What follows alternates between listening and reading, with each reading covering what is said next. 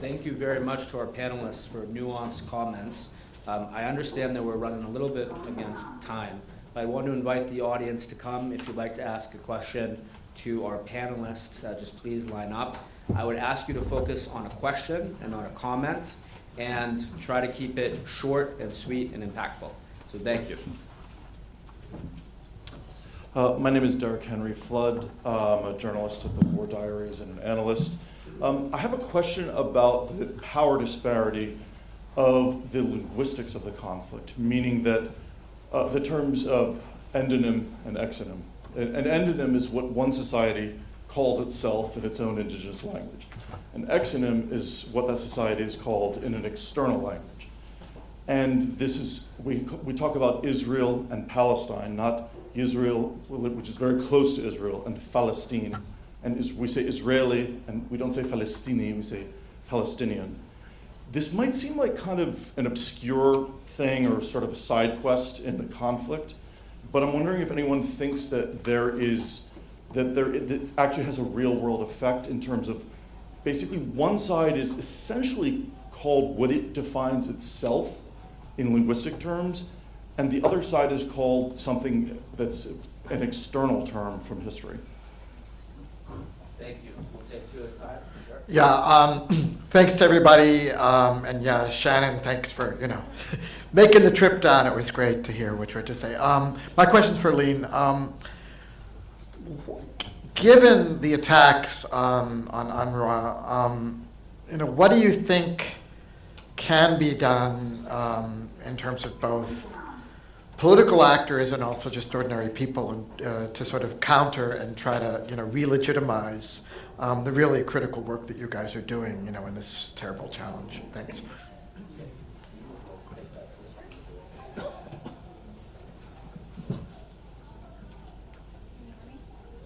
Hello? Okay.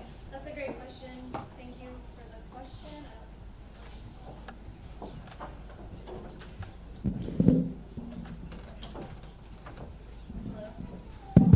There it is. Okay. Here we go. Okay. Oh no.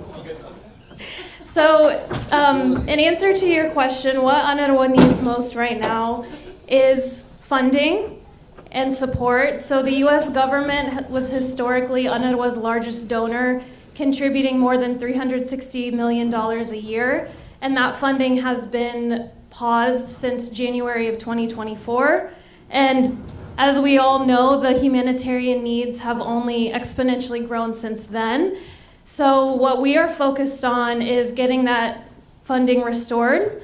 And we know that in this context that we're working in right now, it may be unlikely in the immediate future, but we do have a bill in both the House and the Senate called the UNRWA Funding Emergency Restoration Act that we encourage all advocates to push their elected officials to co-sponsor and increase support in Congress for UNRWA funding. The House bill has 77 co-sponsors on it right now, and that number is continuing to grow. So there is momentum in Congress and support. So that's what I would just encourage people to keep pushing. Thank you. Thank you. On the question of terminology. I will answer that one. The one thing that I've studied a lot about is narratives, and whenever you look at the way that any society names themselves or names the people around them, you're always going to see the relationship between the two. The fact that Philistine or Palestinians or Gazans, whatever name that is chosen, there is a narrative and a reason behind it that is made or created as a way to control the storyline and how it is perceived globally. And so I believe that it's very intentional the way that we as a society have named each of the areas. Thank you very much. We'll go with another two, sir. And then, thank you. U.S. policy is often justified in terms of stability and security.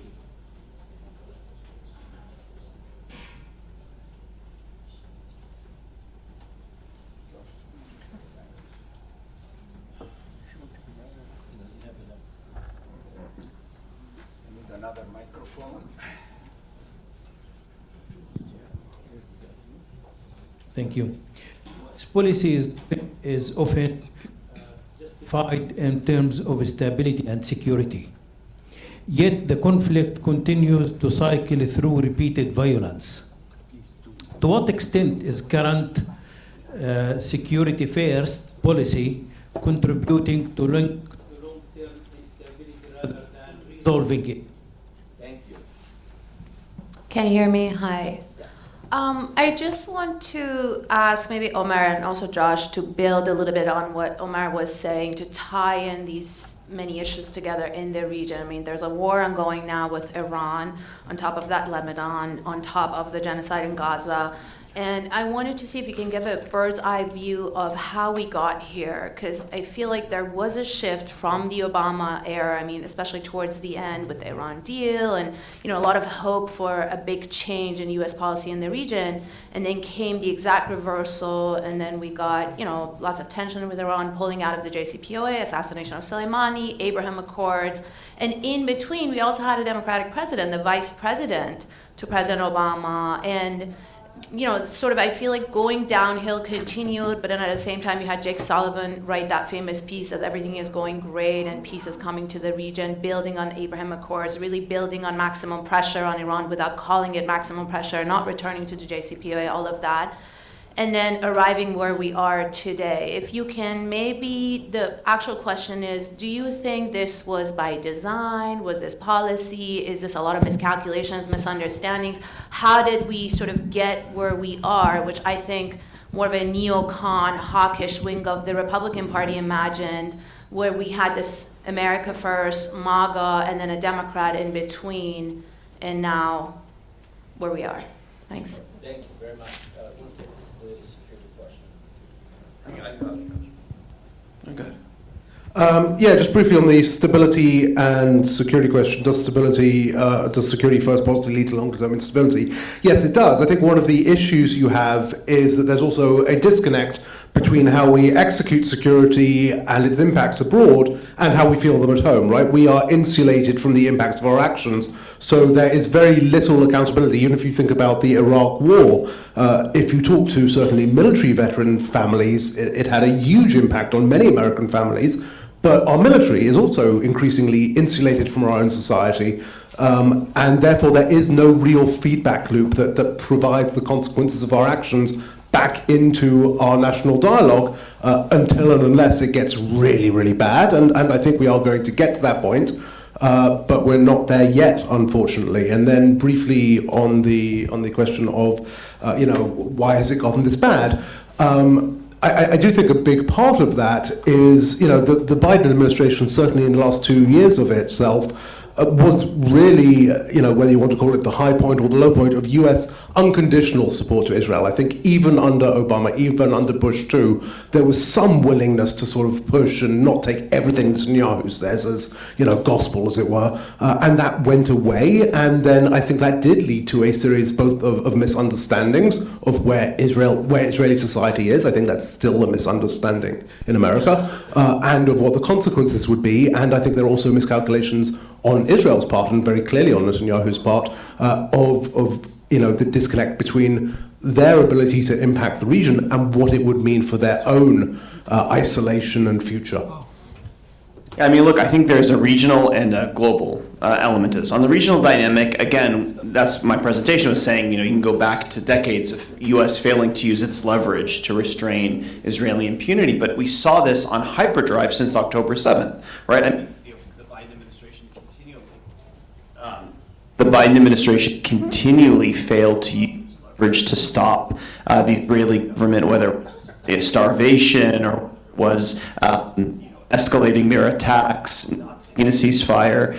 And we didn't talk about the West Bank on this panel, on the Palestine panel, but we're seeing killings, forced displacement at scale not since '67, arbitrary arrest, administrative detention, set all at years, decades-long highs. And again, and it's not just the Israel-Palestine development, right? I mean, we saw multiple countries attacks, Yemen and Lebanon and Syria and Qatar, even with the strike, and multiple rounds with Iran, right? For which no impunity. The public moved their attention, and Israel was given a free rein to do so. So the Israeli government felt empowered. Again, I think for the Israeli government, they see once in a generation opportunity. Again, we're noting 78 years since the Nakba, to change the map in the Middle East. And they see the trends shifting slowly in places like the United States, but a short-term opportunity to change the map before things change. And they're seizing that opportunity. People forget. I mean, we've forgotten the 2 rounds of conflict with Iran, and we have Rob Malley in the room, but, you know, that was the groundwork for what took place. And then, of course, there's the global dynamic, which I won't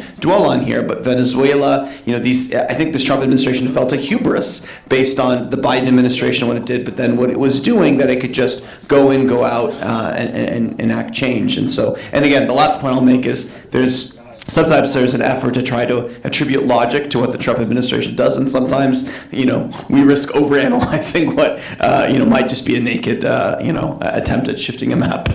So we are almost out of time because the congressman is here. I'd like to give Ian or Shannon the last word to respond to those questions before we break.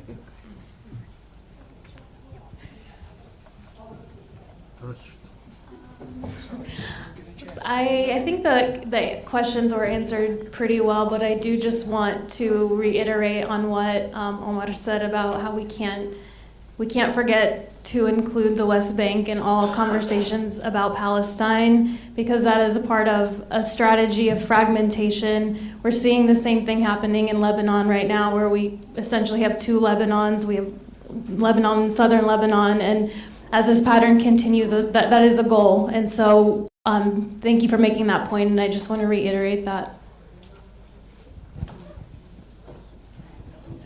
Thank you, everybody, for joining us for this panel. And